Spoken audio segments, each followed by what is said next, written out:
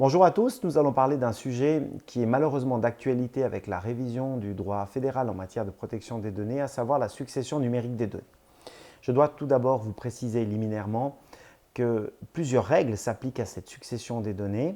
Ce sont des règles cantonales comme la LIPDA ou d'autres règles en matière notamment de données médicales et la règle qui figure dans le droit fédéral, la loi fédérale sur la protection des données prévoyant un accès aux données concernant les personnes. Également, lorsque ces personnes sont décédées, ça figure dans une ordonnance d'application de cette loi. Tout ceci peut vous paraître bien compliqué, et ça l'est en réalité. Je vais prendre un petit exemple. Vous avez une personne qui décède. Cette personne est un proche ou un familier, et vous souhaiteriez pouvoir accéder à des informations détenues sur cette personne, par exemple parce que vous estimez que les soins qui lui ont été prodigués n'ont pas été de qualité suffisante, ou parce que vous êtes intéressé à savoir si cette personne a laissé quelque chose à l'intention de ses héritiers ou des personnes qui lui sont familières. Eh bien, à ce moment-là, vous pouvez formuler une demande d'accès à ces informations-là, mais ça va dépendre en réalité de plusieurs facteurs. La réponse qui vous sera apportée sera déterminée notamment par votre proximité avec la personne concernée.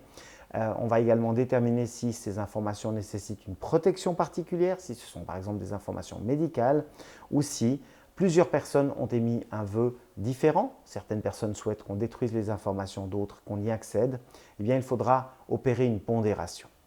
Dans l'avant-projet de loi fédérale sur la protection des données, on a étendu le champ des personnes qui peuvent accéder et qui peuvent demander la destruction des données. Cela ne résout en réalité pas grand-chose, puisque si vous avez des gens qui ont des intérêts divergents, ils vont se retrouver devant un tribunal pour savoir s'il faut détruire les données, y accéder, etc.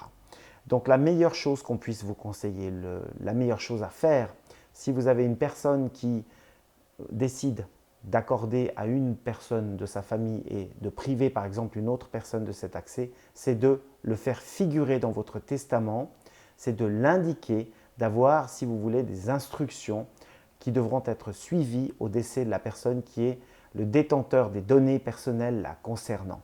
À ce moment-là, le travail de chaque autorité, de chaque tribunal sera facilité et vous vous épargnerez également, et vous épargnerez à vos héritiers, à vos proches et à vos familiers, des litiges infinis qui pourraient être très simplement réglés par l'indication de vos dernières volontés, également concernant vos données personnelles.